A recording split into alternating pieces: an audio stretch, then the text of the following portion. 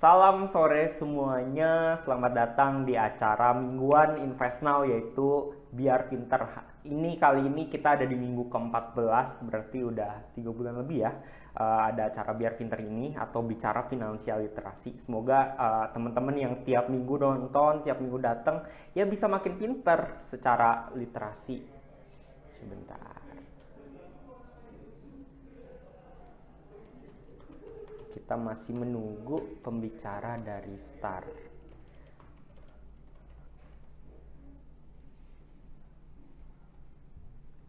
Halo Kak Sheikh Choco, Kak Ben Arthur Lawson, Kak Ari.Fiction.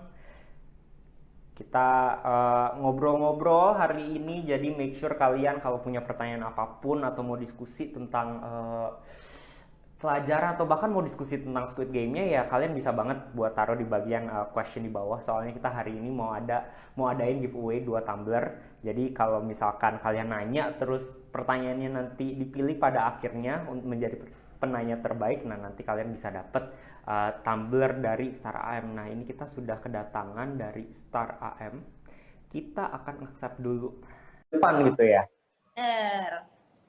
Soalnya ya mungkin teman-teman yang udah nonton pasti tahu ya kalau misalkan di Squid Game ini rata-rata semua, bukan rata-rata sih, tapi memang semua orang yang ikut yang banyak orang-orang yang masalah keuangannya punya utang banyak gitu, kayak miliaran, kalau di rumah udah miliaran rupiah, seperti itu ya. Oke, Yes. jadi Nah, terus sekarang kita pasti mikir gini juga kan, terus misalkan nih contoh gitu kan, kita cuma punya income-nya ya terbatas gitu kan.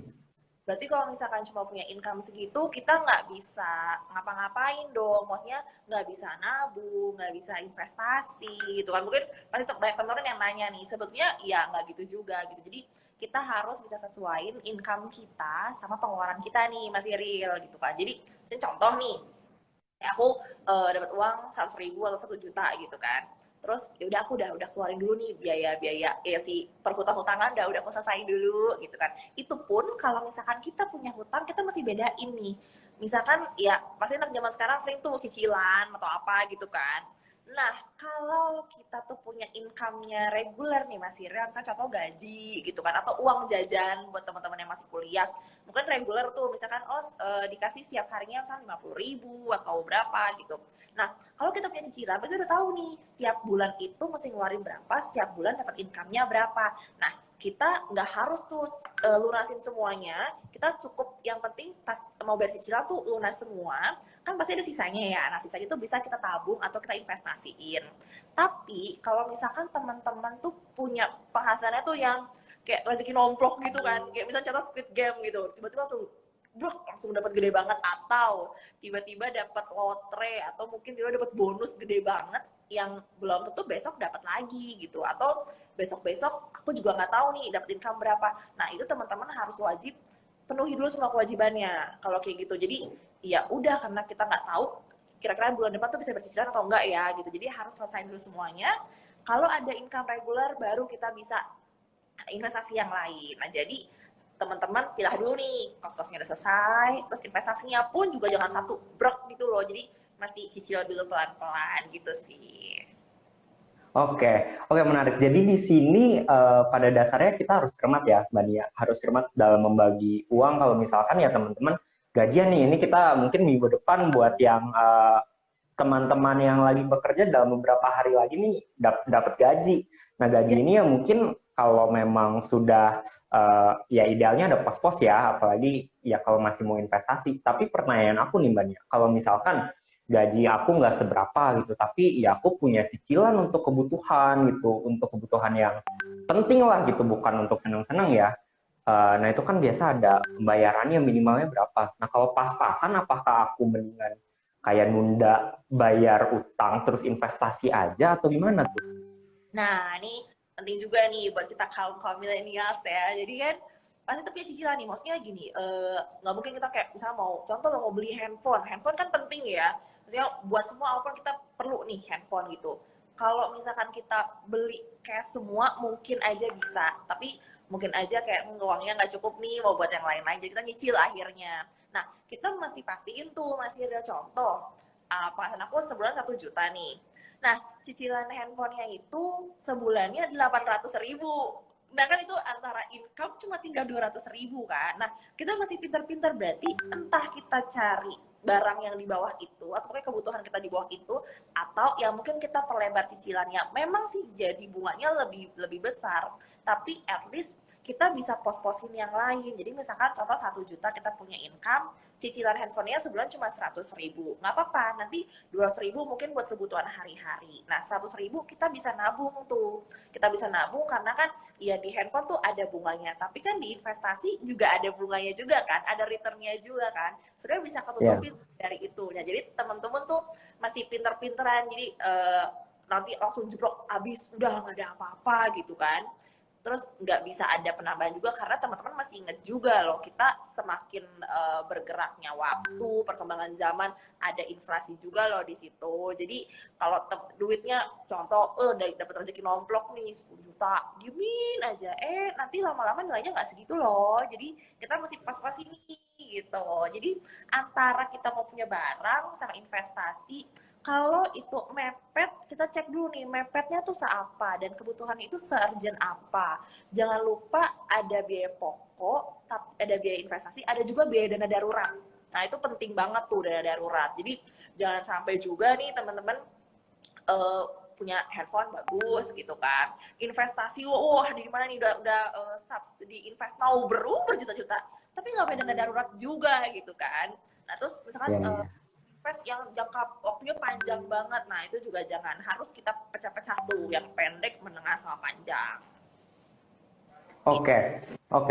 Nah teman-teman yang nonton sore ini denger nih, kalau misalkan ya pada dasarnya planning pos-pos dan ya harus disiplin pada akhirnya ya. Kalau ya kita punya duit, ya kita bukan miliarder gitu ya, bukan konglomerat gitu, anak sultan ya.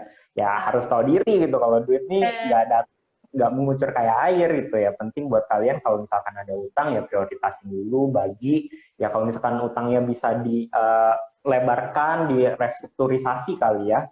Nah itu ya kalian bisa gunakan uang itu untuk hal lain yang lebih penting gitu, bahkan mungkin bisa kalian alokasi untuk investasi. Tapi yang penting sih kalau menurut aku yang Mbak Nia, jangan sampai ya oke lah semuanya utang ini ditinggalin, makin lama makin ngegulung, terus nanti disamperin sama pinjol. Ini lagi rame kan kasus pinjol-pinjolan, dan tahu-tahu utangnya ngegulung. Tadi saya baru baca ada berita dia ngutang itu cuman 1 juta, tapi utang ini ngegulung sampai dia jadi harus bayar 200 juta.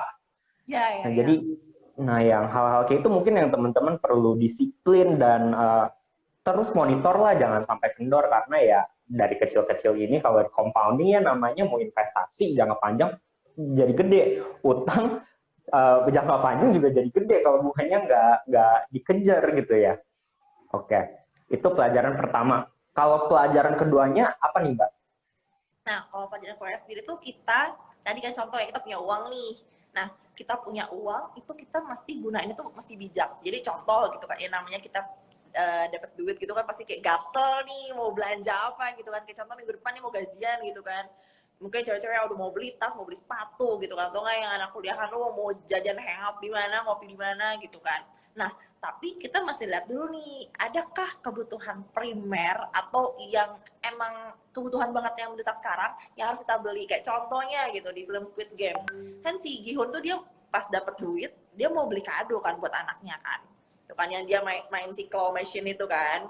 Nah sebenarnya kalau kita pikir simpelnya gitu, lu kenapa nggak beli dari uang itu sebagian diambil untuk beli kado, misalkan contoh boneka atau apa. Nah dia malah main claw machine gitu kan, kayak beli kucing dalam karung, bahkan dia nggak tahu itu isinya apa, yang penting dari luar bagus aja. Nah sebenarnya itu relate juga sama yang tadi Mas Cyril ngomong nih, si investasi pinjol itu kayak contoh gitu kan.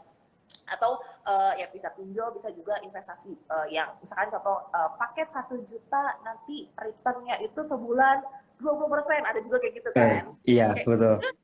Kita nggak tahu tuh apaan sih gitu. Begitu juga ya si Gi-hun itu, dia ngambil dari luar kayak packagingnya bagus banget nih, begitu diambil isinya pistol gitu, kayak buat apa gitu kan.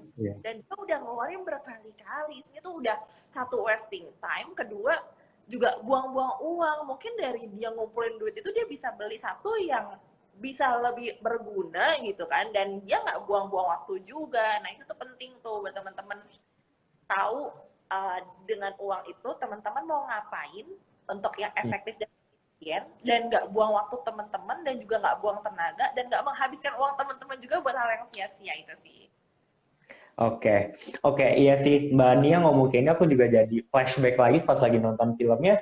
Awalnya aku juga kira, oh iya ini bapak mungkin pinter banget gitu kayak, oh romantis lah, ke anaknya caring, ya udah dia bahkan ada usahanya gitu ya, usahanya buat main mesin. Pas dilihat dikasih malah pistolan lighter ya, dan di sini ya aku juga jadi merefleksikan diri sendiri. Iya sih, terkadang nggak semua hal yang mungkin oke lah kita taruh effort, kita kasih waktu gitu, tapi ya kita juga harus cermat ya apakah yang kita investasikan ini baik itu waktu, tenaga ataupun uang itu harus sesuatu yang memang kita tahu nih worth it atau enggak pada akhirnya gitu ya.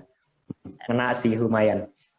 Nah, tapi kalau habis itu kalau kita mau lebih cermat nih dengan melihatlah lebih jauh ke depan kayak oh kita gimana sih kira-kira tips dari Mbak Nia biar kita bisa lebih bijak sama pengeluaran kita gitu. Mungkin kan kayak ya gue mau dong have fun sekali-sekali atau gengsi-gengsi dikit lah gitu.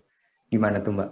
Itu tuh gini sih, ya kadang kan mungkin kita juga butuh hiburan, mungkin buat teman-teman yang kerja juga Senin sampai Jumat tuh udah stres banget gitu, jadi pengen tuh Sabtu have fun lah atau apa. Sebenarnya tuh nggak apa-apa, cuma kita mesti lihat ini kita butuh banget atau enggak sih gitu loh. Maksudnya satu, butuh banget atau enggak, kedua emang harus banget pada saat itu gitu kan, dan yang ketiga apakah harus sebesar itu yang kita keluarkan gitu. Jadi kalau biasanya mungkin kalau kayak aku gitu, contoh manage uang, misalkan mau beli sesuatu nih harganya agak lumayan mahal gitu, yang kemudian kita cicil dulu gitu kan, cicil dulu, tabung dulu, baru and then kita beli gitu. Karena misalkan contoh mau nongkrong gitu, nongkrong pun kan kita macam-macam ya, kita bisa pilih nongkrong yang cuma 50.000, kita bisa pilih nongkrong yang cuma mungkin 200-300 ribu, atau sekali nongkrong 500, atau mungkin 1 juta. Itu pilihan kita kan, cuma sebenarnya kepuasan yang kita terima kan hampir sama gitu kan.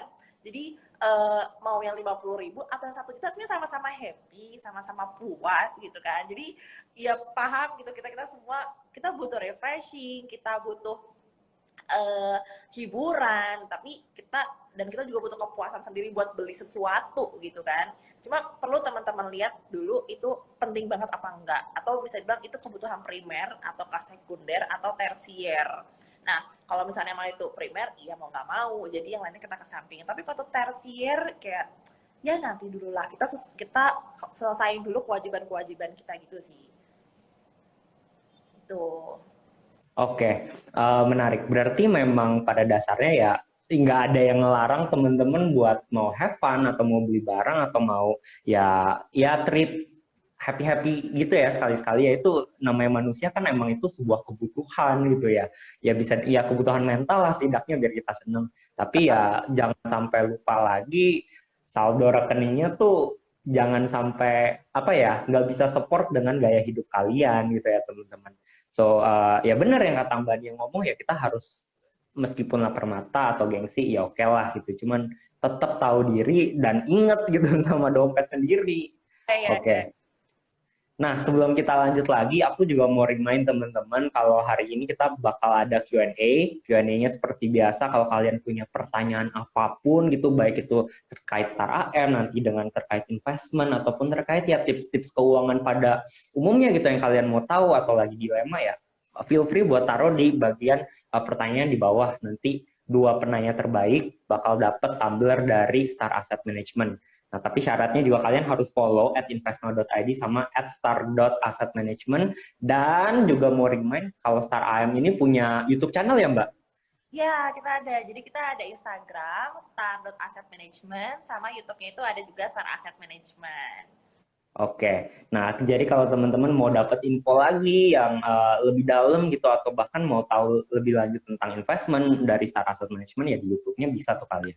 Oke, nah kita lanjut lagi nih Mbak ke pelajaran ketiga. Kalau tadi yang pertama itu lunasin utang dulu sama prioritas, kedua itu ya pada dasarnya budgeting dan bijak. Yang ketiga ini apa nih?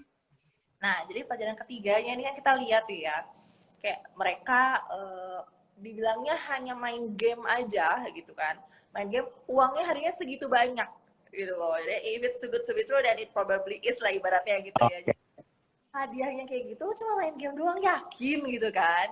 Terus kita juga yang kita si yang Ali tuh waktu dia punya kelereng, dia udah mau menang sebenarnya kan, cuma kayak kok nanti tuh kita akan bla bla bla bla bla kayak kayak you need to be sure kayak apa iya ya kok gampang banget ya. Nah padahal ternyata kayak contoh si gamenya itu aja, dengan kamu main game walaupun gamenya itu kan game anak-anak kan, kayak si lampu merah yang jalan itu, terus yang jilat-jilat itu kan, terus yang lainnya sebagai yang kita tarik tambang.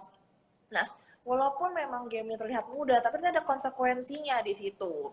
Nah, jadi kalau kita mau relatein ke investasi gitu, jadi misalkan related yang tadi ya, ada investasi yang package-nya misalkan kita invest 1 juta atau 2 juta, ada keuntungannya 10%, 20%. Teman-teman tuh harus kayak tahu, atau kita mungkin mikir realistisnya ya, kayak apa iya bisa gitu, atau ini diinvestasiin kemana sih. Nah teman-teman tuh butuh tahu underlying-nya apa itu investasinya, jangan sampai kasarnya itu adalah investasi bodong. Mungkin di awal teman-teman kayak oke nih sebulan 2 bulan dikasih return sesuai yang diperjanjikan, tapi mungkin di bulan ketiga bulan keempat tiba-tiba uangnya udah nggak ada, atau kalau payetnya di game kita nggak bisa lanjutin, oke bye gitu kan, kitanya tembak gitu kan. Jadi teman-teman tuh harus banget kenalin investasinya, atau dari teman-teman yang akan dapat resikonya apa ya, karena semua itu bisa dibilang iya ada keuntungan pasti ada resiko. Kayak kita investasi aja, semakin besar tingkat keuntungan yang possible kita dapetin, semakin tinggi juga tingkat resikonya. Dan sebaliknya, kalau makin rendah juga returnnya, ya resikonya juga makin rendah. Jadi kayak gitu. Jadi ibaratnya nggak ada yang kita bisa dapatkan tuh dengan mudah gitu kan. Jadi langsung, durian runtuh uangnya datang, cuma hanya main sini sumida, udah dapat uang gitu, nggak mungkin. Iya. Oke, ya bener sih yang Bania ngomong bener, dan seringkali bahkan nggak usah jauh-jauh deh, kita lagi sering banget sekarang di sosmed pasti ngeliat lah yang baik itu, ya nggak mau sebut merek gitu ya, cuman banyak ada aja gitu investasi yang menjanjikan 1% per hari itu dan menggulung.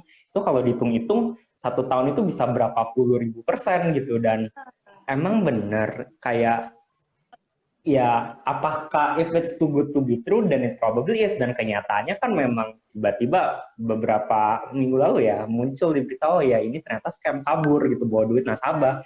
Dan ya saya juga setuju kalau lebih baik kita skeptis sebagai itu naluri insting kita sebagai manusia biar bisa aman gitu. Masa duit kalian yang udah susah payah dicari-cari gitu ya, terus kalian taruh aja, udahlah ini untungnya banyak, dan tiba-tiba boncos, bukannya untung malah boncos, kan sayang gitu. Nah, dan balik lagi, saya juga mau nambahin sih Mbak Nia, kalau tadi sempat disinggung soal profil risiko. Kalau misalkan kita nih investasi, oke lah, high risk, high return gitu kan, prinsipnya kayak gitu. Kan itu nggak apa-apa lah ya selama kita ngerti. Tapi gimana caranya at the first place kita mengidentifikasi risk profile kita itu seperti apa?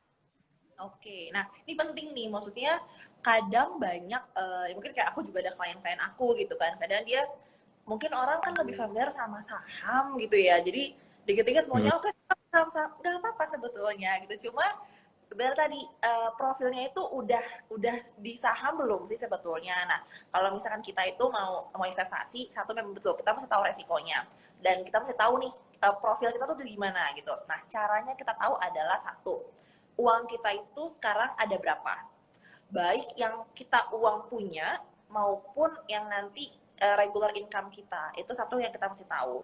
Yang kedua, kita itu batasan kita menerima resiko atau menerima kerugian tuh berapa persen sih? Apakah kayak, aduh jangan, nggak bisa rugi, soalnya uangnya mau dipakai gitu kan? Atau iya mungkin 5-10% bisa, atau ya 20-30 oke deh gitu, karena ternyata masih ada dana-dana lain yang nanti akan masuk gitu kan. Kita perlu tahu tuh, karena dari misalkan 3 ini kayak kita nggak mau sama sekali, atau sekecil-kecilnya, atau iya 5-10 oke, atau iya 30 ke atas oke. Kita bisa tahu nih, berarti kalau yang di bawah ini adalah kita masuk ke kategori yang konservatif banget. Atau mungkin yang tengah, oh kita di medium nih gitu kan. Yang ketiga, oke kita di high risk. Nah, tapi nggak cuma di profil tentang returnnya ini atau kita toleransi terhadap kerugian, nggak itu aja. Yang kedua adalah kita mesti tahu nih, kita mau investasinya itu berapa lama, atau uangnya itu mau kita pakai kapan lah, let's say gitu lah. Jadi contoh, aku punya 1 juta, terus ya bulan depan mau dipakai nih buat contoh mau buat pergi pulang kampung gitu.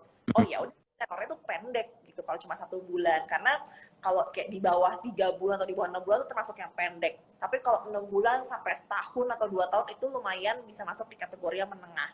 Tapi kalau sampai 3 tahun ke atas itu bisa dibilang kita long duration investment.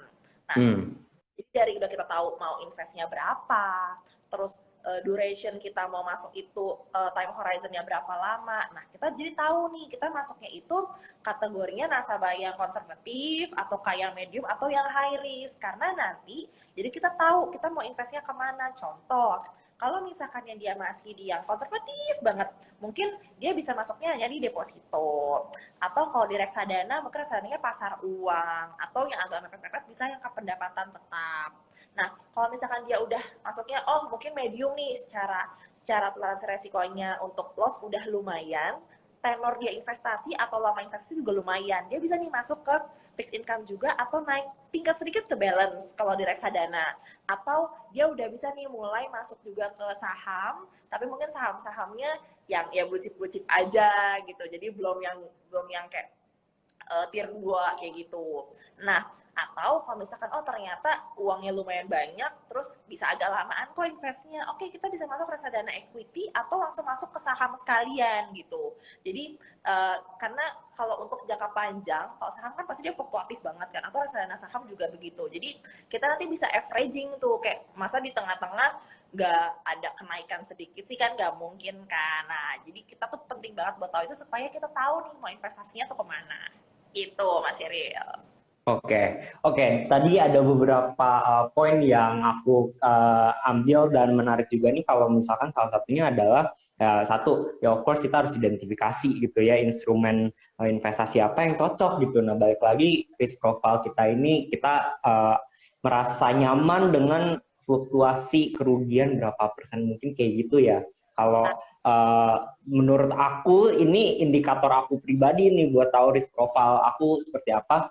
Kalau malam bisa tidur atau enggak, atau malah mikirin dan ngecekin mulu gitu ya. Kalau udah ngelihat turun 10% bisa tidur nyenyak, oh ya udah aman. Turun 40% masih tidur nyenyak, ya udah aman. Tapi kalau udah turun 60% gitu dan kemudian baru deg-degan, nggak bisa, kepikiran terus. Nah itu mungkin toleransinya lumayan tinggi tapi nggak tinggi banget gitu kali ya.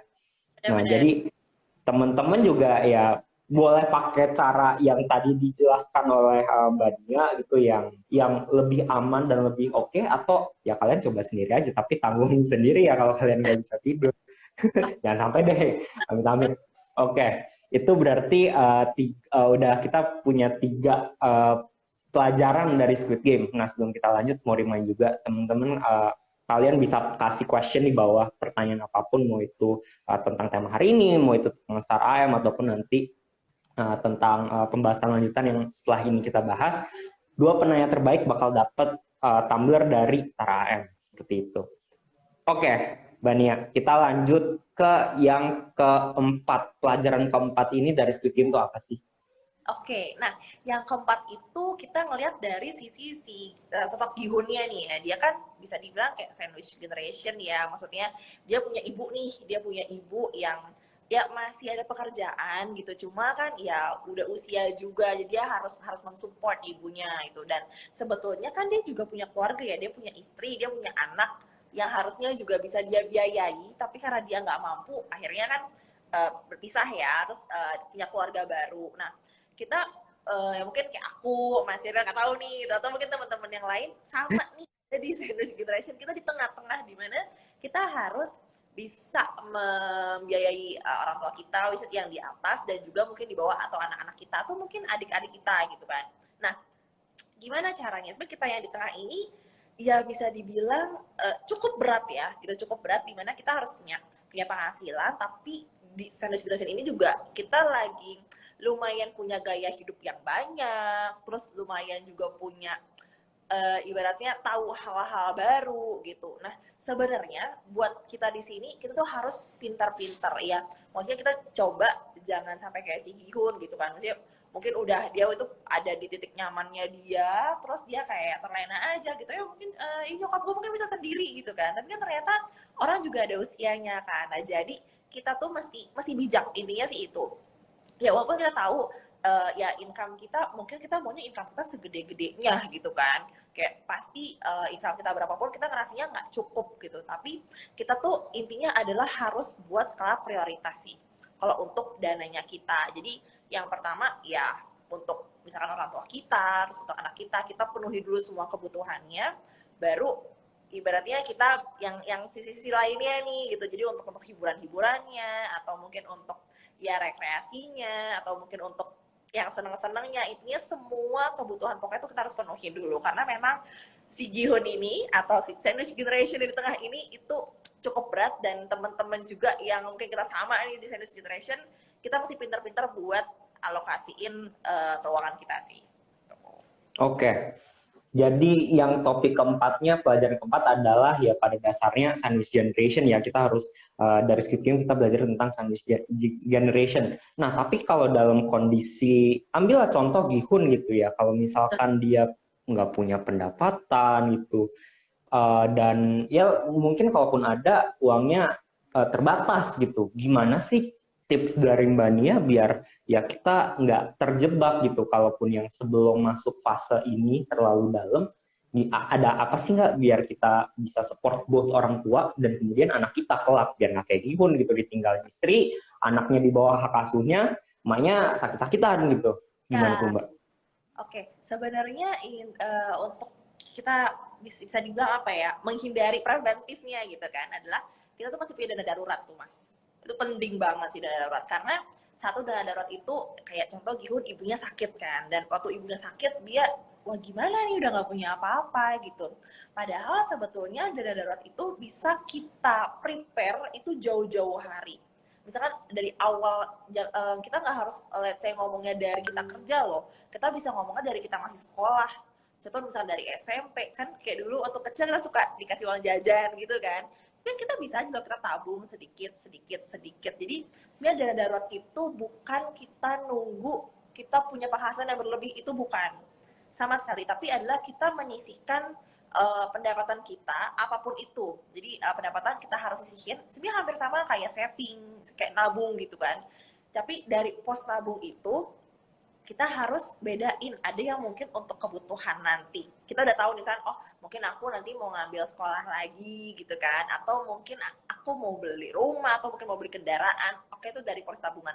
Tapi ada juga satu nih yang nggak diganggu-gugat, yang hanya disuplai terus aja dikit, karena ya nggak ada dana darurat itu bisa benar-benar bikin kita tuh jadi drop banget. Contoh biaya kesehatan kan nggak murah ya gitu kan, jadi contoh si Gihun harus operasi kan, ya kita tahu operasi itu biayanya mahal banget gitu. Kalau kita punya insurance mungkin oke lah, cuma mungkin pada saat tokoh Gihun itu ibaratnya nggak mungkin dia punya asuransi, karena dia nggak akan mungkin bisa bayar premi ya nggak sih Ya, gitu. betul. Mungkin kayak kita pun sekarang juga, apalagi kita masih muda ya, kadang kayak ngapain sih asuransi gitu, mendingan uangnya buat jajan atau buat nabung aja gitu. Ya ada orang yang memilih untuk bisa bayar premi, tapi kalau yang enggak apa-apa. Kita bisa sisihkan itu buat sebagai dana darurat. Jadi ya buat nanti kalau ada yang sakit, atau tiba-tiba kita ya mungkin ada kehilangan atau ada bencana. Nah, itu kan kita nggak bisa predik ya. Mungkin kalau kayak mau sekolah lagi, kita bisa predik loh biayanya berapa gitu kan. Atau mau beli rumah, kita bisa predik nih, harganya sekian ratus juta gitu. Tapi kalau si sakit atau apa kadang kayak udah nah itu kita nggak bisa predik. Walaupun mungkin dana darurat kita nggak bisa mengcover semuanya, tapi setidaknya bisa sedikit membantu dibanding kita nggak ada sama sekali. Betul, aku juga setuju kalau soal dana darurat. Nah, aku juga punya satu mungkin tips kali ya, atau sebuah pencerahan ini yang aku hold diri sendiri, yang kalau tiap kali ngomong dana darurat tuh yang aku kepikiran. Dan ini buat teman-teman, buat resapi, dana darurat itu bukan dana yang dicari saat darurat, tapi dana yang udah disiapin dan sedia saat darurat. Jangan sampai kebalik. Soalnya repot urusannya kalau tiba-tiba amit-amit gitu ya, lagi ada kejadian yang emang kalian butuh duit cepet nih. Dan dari situ kiri kanan ujung-ujungnya larinya pinjem teman, pinjem saudara, pinjem keluarga, hubungan jadi renggang, nggak bisa dibayar balik. Habis itu minjem pinjol, pinjolnya juga kayak gitu ya. Kalau bukan yang resmi, ujung-ujungnya ya kayak Squid Game kayak gitu. Jadi please gitu teman-teman, kalau misalkan ya kalian bisa nih, usahakan lah paling nggak setiap bulan cicilin gitu, paling nggak ya punyalah dana darurat biar kalian punya backup dan bisa sustain gitu uang kalian, meskipun terbatas bisa ditabung untuk jangka yang lama. Nah seperti itu. Oke, kita lanjut mungkin kali ya ke topik kelima, pelajaran terakhir dan pelajaran kelima dari Squid Game. Menurut Mbak Nia apa nih pelajaran kelima yang bisa kita ambil? Nah, pelajaran kelima ini gini. Kan si Gion itu kan dia udah dapet uangnya kan. Dia dapet, finally dia menang lah gitu kan. Dia menang, dapat tuh uangnya banyak. Cuma, nah mungkin ini juga akan terjadi di aku juga, atau di Mesir, atau mungkin teman-teman punya duit banyak, nggak tahu mau diapain. Nah, ya kan, amin sih. Cuma kalau nggak tahu mau diapain, itu sama aja sih jadi useless sih uangnya itu gitu kan. Nah, kita masih lihat contohnya kayak si Gion itu kan dia dapat sih 545 miliar ya kalau kita convert ya gitu. Iya. Hanya ngadepin di rekening kan, dimana itu which is bukan deposito, itu hanya rekening aja, jadi dia selama aku lupa berapa tahun gitu kan diadepin sama dia. Nah, teman-teman masih ingat juga kita kan ada inflasi yang mungkin tadi aku udah sempat sebut di depan gitu kan. Iya. Ya mungkin kalau uangnya itu lebih besar kan di rekening, jadi yang pasti nggak hanya habis kepotong biaya administrasi, enggak sih, pasti akan tetap ya. Mungkin kalau uang-uang yang ya cuma segitu aja Mbak Nia, ya mungkin kepotong biaya admin, tapi kan dia lebih gede ya, jadi pasti ada. Cuma di situ ada inflasi, di mana misalkan kita ngitung ya bisa 2%, 3% gitu kan, itu kan berarti nilai uangnya mungkin dulu kayak contoh 1 juta kita bisa beli apa banyak banget, tapi kayak 2 tahun 3 tahun ke depan mungkin sejuta cuma bisa beli apa gitu kan. Begitu juga si 500-an miliar ini dia diemin, tapi kan ada inflasi. Mungkin dulu dia bisa beli kayak rumah yang segede apa, kalau di udah 3 tahun 5 tahun kemudian cuma bisa beli rumahnya segimana misalkan gitu ya di Korea gitu. Nah, dia lupa di situ, padahal kalau misalkan dia Gihun atau mungkin kita tahu, kita sebenarnya bisa inflasi itu. Caranya gimana? Karena ada inflasi itu kita bisa investasi sebetulnya. Jadi mungkin kalau untuk investasi, nah di sini kan dia tuh juga ada sempat sebut ya si siapa tokoh yang waktu dia mau ngantri yang mau digula-gula itu loh, ya kan yang mau digula kan dia tuh apa namanya jangan cuma di sini tapi kita berpencar, atau mungkin kalau investasi adalah don't put your egg in one basket gitu, jadi harus dibagi. Kita mesti diversifikasi. Nah, jadi sebenarnya buat melawan investasi itu kita perlu investasi. Karena apa? Investasi itu kan ada return-nya. Jadi ya nilai uang kita ibaratnya bisa bertahan lah at least. Atau syukur-syukur bisa ngelahin investasi. Tapi investasi yang kayak apa? Nah, kita mesti diversifikasi. Kayak sih waktu game yang itu kan. Cuma kalau ya, kalau misalkan dia tahu pasti akan belinya segitiga semua, ya nggak sih? Gitu kan? Betul. Ya ibaratnya sama juga kalau kayak kita investasi we don't know gitu kan ya, sama aja sebenarnya kayak si game itu. Mungkin kalau kayak kemarin contoh saham kayak sekarang indeksnya lumayan nih lagi bertinggi banget kan, kalau kita tahu saham itu kemarin oke banget ya kita put semua di saham, tapi kan kita nggak ada yang tahu, sama kayak waktu dia mau itu nggak ada yang tahu kan. Jadi kita mesti pecah-pecah tuh, contoh reksadana kita bisa masuk di money market, kita bisa masuk di fixed income, kita bisa masuk di campuran, kita juga bisa masuk di saham. Atau kita ngambil yang lebih low risk lagi, kita ambil deposito. Atau kita bisa juga langsung masuk ke sahamnya aja, kita trading langsung, nggak apa-apa. Yang penting si uang kita segitu adanya, atau kalau aku jadi Gihun gitu kan, aku akan semua tuh aku pecah-pecah tuh. Supaya ya kalau ada yang rugi, ya masa nggak ada yang untung sih gitu kan. Apalagi kalau reksadana gitu, reksadana kan satu reksadana isinya tuh kan banyak ya Mas Iril ya, isi underlying misalkan contoh cuma 1 juta gitu kan, bisa isinya 10 saham atau 10 obligasi. Nah intinya itu sih, jadi buat melawan si inflasi itu kita mesti investasi, jadi jangan ditaruh di bawah kasur atau jangan ditaruh di bantal gitu, atau di reksadana nggak berguna dia. Iya, benar-benar. Oke, oke. Jadi pelajaran kelimanya adalah pada dasarnya kita harus waspada dengan yang namanya inflasi agar duit kita yang nggak hilang dan tetap ada sampai mungkin anak cucu dan sebagainya, dan juga diversifikasi kayak gitu. Nah, aku juga sebenarnya aku udah coba ngitung sih. Aku udah coba ngitung kalau misalkan kita atau teman-teman lah menang Squid Game nih, POV-nya kalian menang Squid Game, kalian dapat duit 543 miliar rupiah. Itu kalau dikonversiin ya 45,6 biliar won. Nah, kalau dengan inflasi 3% per tahun, itu tuh duit kalian tuh berkurang nilainya sebesar 16 miliar. Jadi dengan kalian taruh duit di rekening aja, nggak kalian apa-apain, itu duit kalian nyusut 16 miliar setiap tahunnya. 16 miliar tuh bisa beli mobil Lambo, bisa beli rumah di Pondok Indah, bisa banyak deh pokoknya. Ya kalau kalian sesultan itu sampai mau bagi-bagi nominal sebesar itu sih silahkan. Atau mending bagi ke saya dan Bania kali ya. Seperti itu. Oke, sebelum kita lanjut lagi, mau remind teman-teman kalau hari ini kita ada session Q&A, jadi teman-teman kalau mau tanya apapun, make sure kalian tanya di bagian yang ada tanda Q&A, tanda tanya, mungkin di layar handphone kalian. Nah, di sini nanti kita bakal pilih dua penanya terbaik. Dua penanya terbaik bakal kita kasih apa, Mbak Nia? Kita nanti ada hadiah, hadiahnya spesial dari Mas Viro dong. Oke, hadiahnya adalah tumbler. Jadi make sure kalian kalau mau dapat tumbler nih atau minggu lalu nggak pernah dapet dan sebagainya, kalian tanya aja. Nanti kita bakal pilih. Nah, abis itu lanjut deh. Aku punya pertanyaan soal tadi udah kita ngomongin duit, punya duit banyak gitu. Dan kemudian kita punya inflasi yang berkurang, kita harus investasi, diversifikasi biar nggak habis. Nah, tapi pertanyaan aku adalah dalam time frame yang panjang, kita harus investasi secara sustainable gitu ya. Nah, kalau investasi yang bisa jangka panjang dan tahan lama tuh apa sih? Mungkin ada kisi-kisinya nggak gitu? Rahasianya. Rahasia, ramuan-ramuan gitu ya. Jadi kalau kita punya time frame yang panjang, sebenarnya nih nguntungin banget nih buat kita gitu. Berarti kita bisa mungkin masuk ke saham atau kita bisa masuk ke reksadana saham. Nah, betul yang bagus itu adalah kita masuk yang sustainable atau contohnya mungkin ESG ya, environment, social and governance. Itu maksudnya bisa bilang yang paling paling sustain lah gitu. Maksudnya kenapa kita better pilih itu gitu. Soalnya misalkan contoh gitu, kita masuk ke reksadana saham atau ke saham gitu.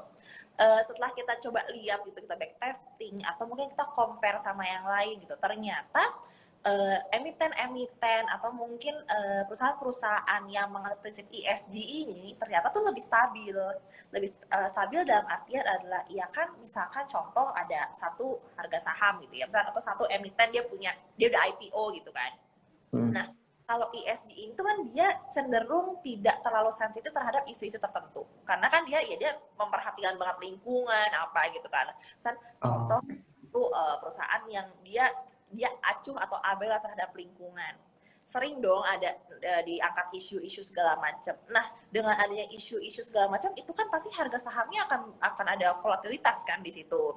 Nah, jadi teman-teman pun juga pasti akan, gimana nih harga saham naik turun kayak gitu kan. Bagus kalau misalkan naik turun tapi hanya di parameter yang ya nggak terlalu jauh lah. Tapi kalau misalnya ternyata turun banget kayak harganya mungkin sampai ke 50 gitu kan, atau pas abis turun banget tiba-tiba dia ngelonjak banget bisa sampai ke mungkin dari 50 ke 300 atau mungkin ke 500 atau mungkin ke 1000 tiba-tiba turun lagi.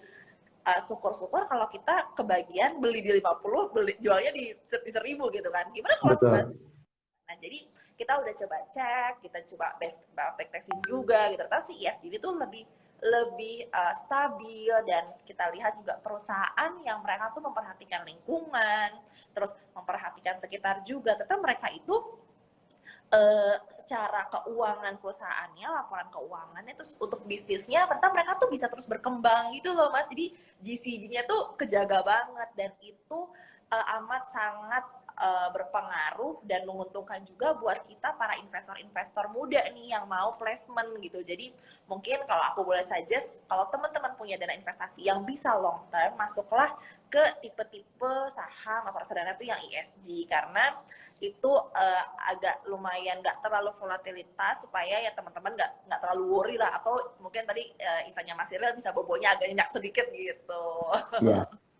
Oke, saya saya sering dengar nih istilah ESG ini, mungkin kayak buzzword yang lagi happening juga. Tapi pertanyaan saya adalah, oke lah kalau di luar negeri kita punya banyak perusahaan besar yang memang ada good corporate governance-nya baik dan sebagainya. Tapi emang di Indo ada ya perusahaan yang emang ESG-nya baik gitu dan mengedepankan ESG ini gitu, Mbak? Ya, sebenarnya mungkin kalau misalnya kita lihat di bursa gitu ya, dia kan ada tuh kayak contoh nih, ada ESG leader, atau mungkin yang udah kemarin terkenal kayak Serika Hati gitu kan. Jadi itu adalah perusahaan-perusahaan yang memang dia masuk ESG tuh. Jadi ya nggak ada unsur-unsur yang mencemari lingkungan atau apa. Itu sebenarnya ada. Dan kayak contoh nih, kita Star AM, kita juga punya produk itu yang konsepnya adalah ESG. Nah, itu namanya Star Sustainable Equity. Jadi konsep kita ESG, dan memang kita juga udah lakukan backtesting juga. Dan kenapa kita pilih ESG? Sebetulnya awalnya tuh bukan Sustainable Equity. Awalnya tuh kita cuma carinya mungkin yang blue chip atau yang big cap kita ambil gitu. Tapi ya kita fund manager, kita manajer investasi, kita kan coba mengolah fund ini kan. Kita mungkin ada bikin 1 formula, 2 formula, 3 formula, ternyata setelah kita coba godok nih gitu kan, terus kita backtesting, kayaknya model ini tuh yang paling oke deh, dan yang paling bisa meng-capture teman-teman yang mau main ke saham tapi mungkin agak takut jadinya main ke reksadana saham, dan nggak terlalu volatilitas banget. Jadi kalau tadi Mas Ira tanya, ada, dan kita bisa lihatnya itu, mungkin teman-teman bisa lihat kayak contoh indeks Serika Hati itu, jadi company-nya apa aja, itu memang ada kan sendiri yayasannya, atau ada juga pihak yang mereka tuh maintain nih. Jadi misal company ini masuk nih ke unsur ESG, bisa jadi mungkin tahun depan udah enggak, karena ternyata dia mungkin menjual sesuatu yang di luar unsur ESG gitu, atau mungkin dia dia nggak mengolah limbahnya dengan baik, akhirnya dia nggak masuk ESG. Itu terpantau terus kok, jadi teman-teman bisa lihat di situ, dan kita punya produknya. Oke, jadi ternyata Star AM sendiri punya produk untuk reksadana ESG. Dan ini berarti kategorinya sebagai reksadana saham ya maksudnya? Yes, betul, reksadana saham.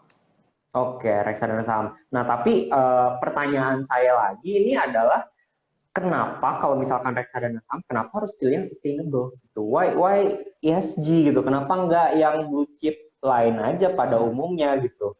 Ya, oke. Mungkin sebenarnya kalau reksadana saham pasti banyak ya pilihannya ya. Jadi nih balik lagi ke teman-teman gitu. Jadi kayak contoh misalkan Star AM nih, kita tuh punya kita punya tiga equity. Jadi ada sustainable equity, kita juga punya equity 2, kita ada lagi namanya global syariah equity. Jadi sebenarnya kita tuh Star AM tuh mencoba untuk memprovide kayak teman-teman lo mau apa sih, kita punya semua gitu kan. Nah, bedanya tuh apa gitu kan.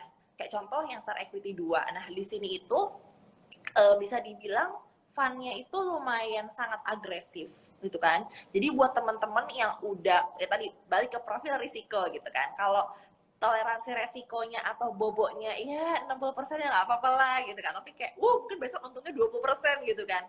Boleh nih masuk ke sini. Cuma berarti teman-teman harus memiliki jantung yang kuat gitu kan untuk masuk ke situ ya, karena harus long term banget, dan juga volatilitasnya lumayan. Nah, terus yang kedua, yang global syariah equity, sama-sama saham juga kan, cuma mungkin bedanya ini dia denominasinya tuh USD. Terus bedanya lagi adalah teman-teman itu bisa punya saham Apple, saham Microsoft, saham A, dengan cuma belinya tuh di Indo, di reksadana gitu kan, cuma belinya tuh murah. Kok beli saham langsung di sana udah berapa harganya gitu kan. Kalau di sini cuma beli satu satu unit gitu kan, satu unit penyertaan gitu, teman-teman udah bisa langsung dapetnya si Tesla, si Apple, si Microsoft, semuanya gitu. Udah ada ya 20 atau 30 lah underlying kita gitu. Cuma kan memang kalau teman-teman lihat di luar tuh kan sahamnya kan mereka kayak gitu kan. Kalau mungkin bursa di sini baik tuh, dia ada batas atas, batas bawah. Kalau di luar kan kayak wah gitu aja kan. Jadi teman-teman pun juga butuh jantung yang cukup kuat juga. Tapi ya keuntungannya adalah teman-teman nggak perlu repot-repot gitu kan untuk beli satu saham ini, kita bisa punya satu produk udah meng-capture semua si saham-saham oke itu. Nah yang ketiga si sustainable. Jadi kalau tadi si 1 dan 2 itu cukup harus punya jantung yang lumayan sehat dan kuat. Ya jantungnya nggak harus kuat-kuat banget, tapi ya lumayan lah buat olahraga jantung gitu. Jadi sebenarnya itu sih, itu pilihan ke teman-teman gitu. Jadi kenapa harus sustainable? Ya mungkin buat teman-teman yang pengen masuk ke saham, pengen masuk yang ke reksadana, tapi teman-teman maunya juga yang nggak terlalu agresif banget, baik naik ataupun turunnya gitu. Mungkin kalau naik sih teman-teman happy-happy aja ya. Cuma kalau turunnya gimana? Tapi kan sebenarnya saham tuh naik atau turun ada dua sisi contoh gitu kan. Mas Cyril belinya di tinggi gitu kan, aku belinya di rendah. Posisinya aku nanti bisa untung, Mas Rili bisa rugi gitu aja kan gitu. Iya. Ya, Oke. Itulah buat teman-teman yang masih jantungnya belum kuat. Yang masih melatih ya untuk di saham gitu ya. Oke, berarti di sini aku nangkep kalau ya not only dengan kita invest di saham yang ESG atau sustainable ini correct me if I'm wrong ya. Yang pertama adalah kita mempromot perusahaan-perusahaan ini untuk melakukan hal-hal yang sebenarnya baik gitu untuk lingkungan, baik untuk environment, dan baik untuk kita gitu. Dan kedua, mereka punya good corporate governance dan mereka ini ya pada dasarnya trusted lah dan mereka bersih gitu ya. Dan yang ketiga mungkin secara volatility nggak begitu ekstrim dibandingin saham-saham lainnya. Jadi mungkin itu 3 alasan kenapa kita harus invest di saham yang sifatnya sustainable. Seperti itu ya Mbak. Oke. Nah, pertanyaan aku yang terakhir adalah butuh 543 miliar untuk investasi di saham-saham sustainable yang kece-kece ini atau enggak? Misalkan menang di Squid Game kayak gitu. Nah, kalau Mas Cyril Gihun, aku tadinya 543 miliar. Sayangnya saya bukan, Mbak. Tapi berhubung Gihunnya cuma 1 dan dia udah terlanjur naruhnya di rekening Korea gitu kan.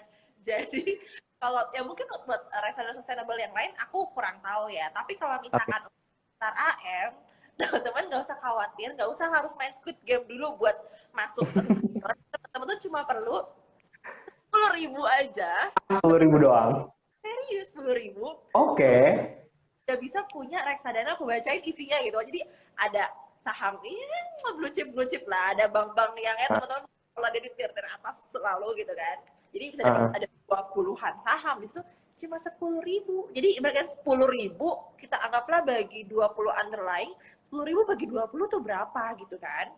Iya, betul. Jadi udah, jadi mungkin kalau 10.000 naik ojek aja mungkin berapa kali ya buat lebih kan?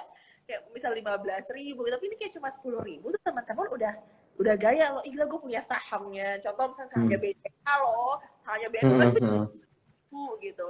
Wow. Jadi tadi kita bilang apa namanya, untuk investasi sebenarnya tuh nggak harus mahal, itu pilihan teman-teman. Teman-teman bisa masuk yang 10.000, bisa masuk yang minimalnya 100.000 atau 1 juta atau 10 juta. Tapi balik lagi ke profilnya teman-teman gitu. Apakah teman-teman untuk kehilangan 1 juta itu deg-degan, atau ya kalau 10.000 hilang mah nggak apa-apa. Tapi ya pasti kita nggak akan maulah uang kita hilang kan. Tapi at least dari 10.000 ini teman-teman bisa nambah 10.000 lagi, 10.000 lagi, 10.000 lagi gitu kan. Jadi nggak harus satu kali masuk, karena prinsip investasi itu adalah teman-teman selain tadi harus diversifikasi atau jangan put si 10.000 ini di satu keranjang aja, tapi teman-teman juga butuh averaging atau teman-teman tuh investasinya berkala. Karena kan investasi itu mungkin sekarang harganya naik, bisa jadi besok turun gitu kan, bisa jadi besoknya lagi.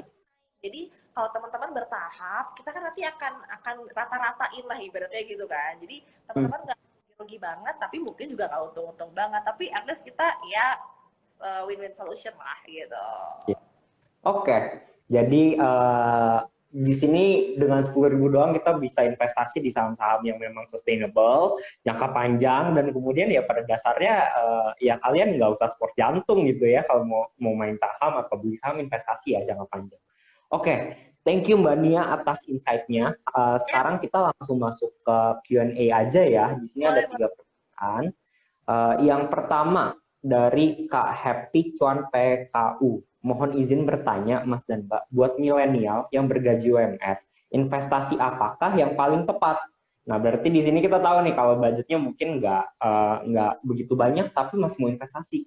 Gimana tuh, Mbak? Nah, oke, buat Mbak apa Happy Cuan lah gitu ya. Nah, jadi kalau untuk investasi sebenarnya kan kita banyak jenisnya ya. Maksudnya tadi ada deposito, ada reksadana, ada saham. Nah, kalau misalnya untuk investasi mungkin ya kalau misalkan untuk UMR mungkin kan nggak terlalu gede banget, tapi kita bisa lihat juga kan mungkin cost-nya juga nggak terlalu gede banget kan. Nah, untuk mungkin yang konservatif dulu dan tingkat resikonya nggak terlalu besar. Mungkin di sini kayak aku tuh selalu nekenin ke teman-teman buat yang awal baru belajar investasi, jangan ke investasi yang resikonya gede dulu gitu. Jadi harus yang kecil dulu. Jadi kita bertahap gitu. Misalkan contoh deposito dulu gitu. Atau kalau deposito kan mungkin awalnya juga udah agak gede ya minimal placementnya Ya. ya. Teman-teman bisa ke reksadana dulu karena apa? Reksadana itu kan dia karena dia satu wadah ya dan dengan kayak tadi contoh 10.000 bisa langsung beli banyak. Jadi kan tuh udah diversifikasi tuh udah resikonya udah dipotong kecil-kecil lah ibaratnya gitu. Nah, mungkin yang pertama bisa ke pasar uang dulu karena apa? Pasar uang itu kan dia underlying-nya hanya deposito sama obligasi yang udah mau jatuh tempo nih atau yang mature-nya kurang dari setahun. Jadi bisa dibilang itu tingkat resikonya tuh kecil banget dan minimumnya pun juga kecil. Kayak kita juga punya reksadana pasar uang syariah money market sama juga 10.000. Jadi nggak Oke.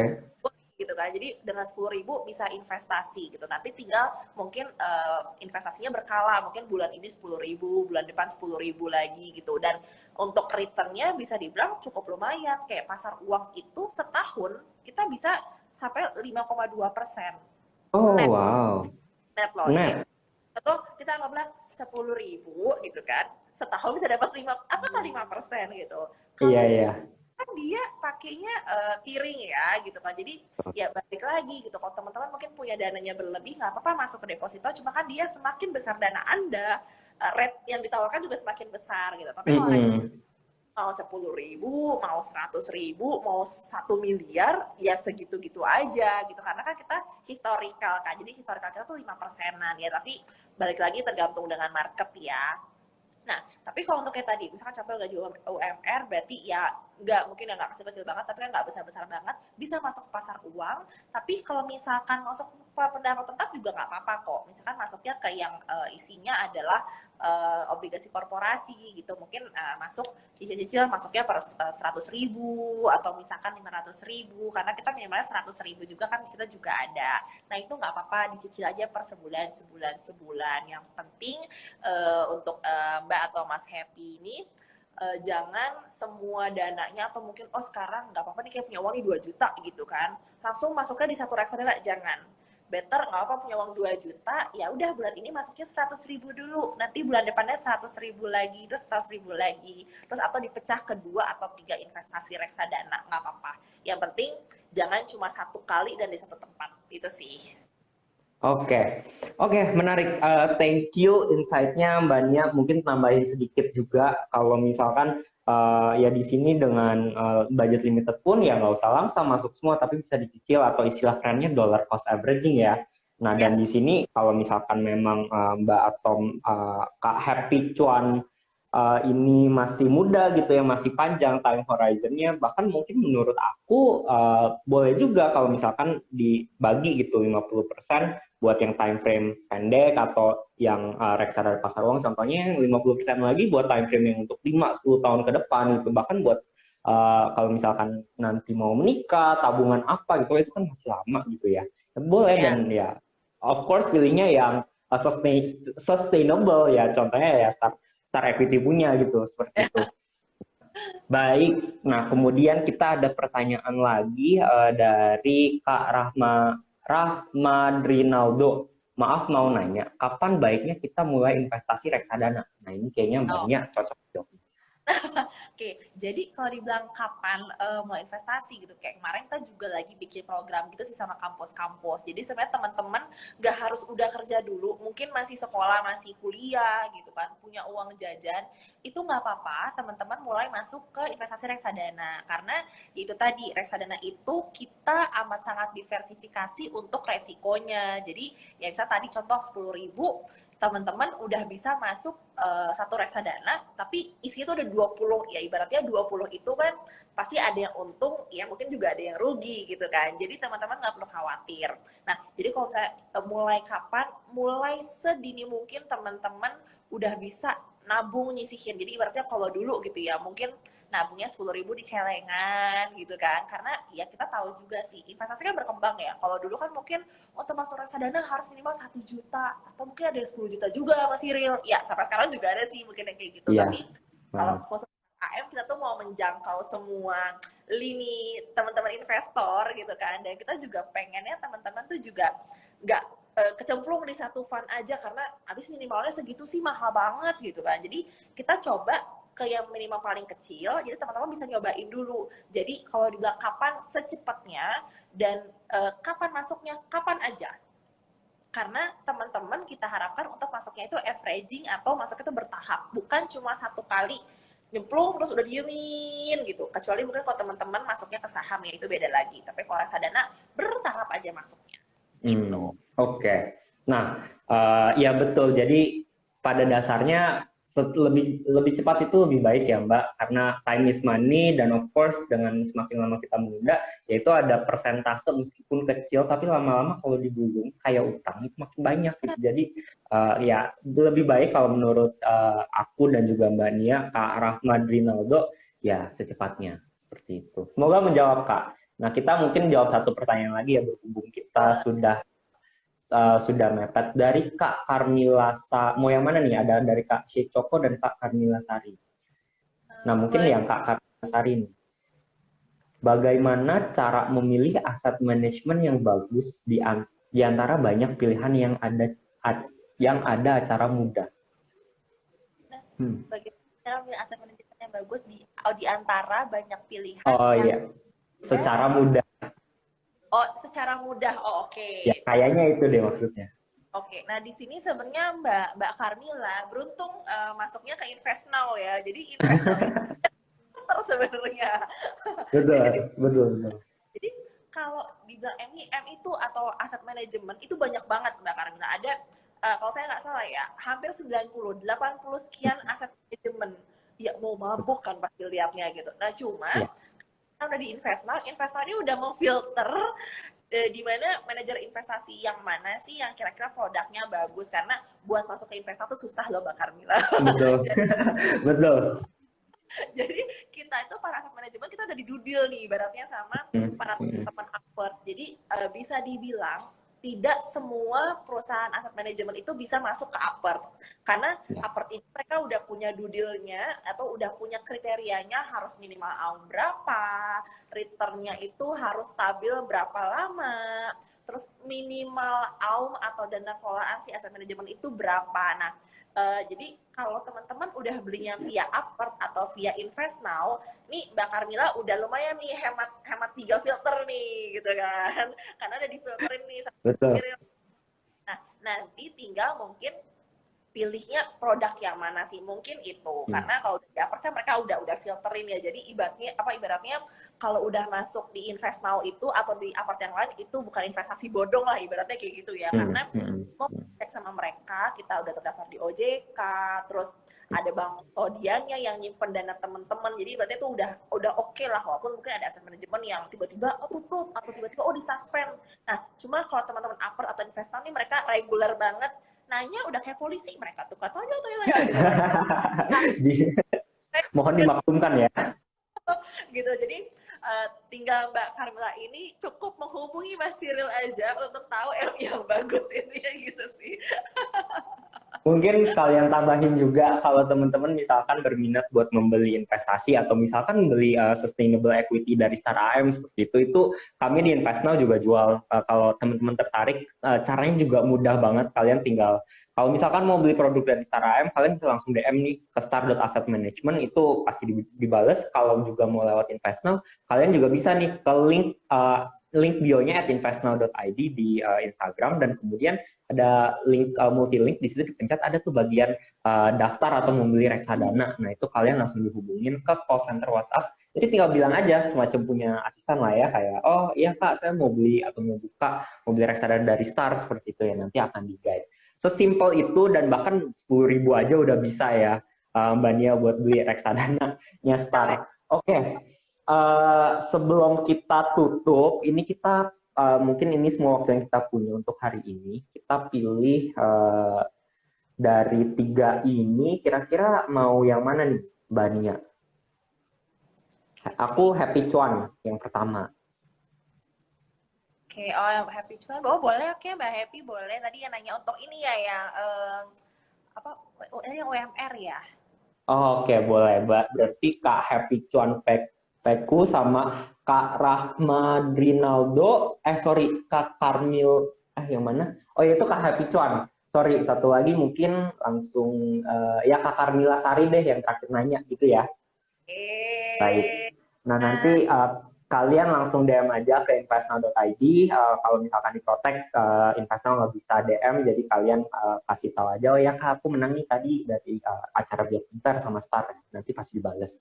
Oke, kalau teman-teman masih punya pertanyaan lagi atau masih mau tahu lebih lanjut lagi tentang reksadana ataupun Star Asset Management, kita Selasa depan ada acara reksadana investigasi bareng Star AM lagi. Kali ini kita bukan ngobrolin tentang Squid Game, bukan ngobrolin tentang apa, tapi kita mau membedah secara dalam reksadana sama strateginya Star AM ini seperti apa. Jadi kalau kalian penasaran nih isi seluk-beluknya, terus isinya apa aja sih, kalau saham sustainable isinya sama apa aja, nah itu kalian minggu depan bisa tahu, dan yang pasti ada giveaway lagi. Jadi jangan sampai ketinggalan. Terima kasih banyak Mbak Nia atas waktunya dan insight-nya, dan kita bisa ngobrolin Squid Game hari ini. Semoga teman-teman semua mendapatkan info juga. Mohon maaf jika ada salah kata atau yang kurang berkenan. See you Selasa depan ya. Ya, Selasa depan kita ketemu Mas lagi. Oke, baik. Terima kasih Mbak Nia. Thank you teman-teman. Wah, salam cuan ya investasinya. Salam cuan. Semangat. Dadah.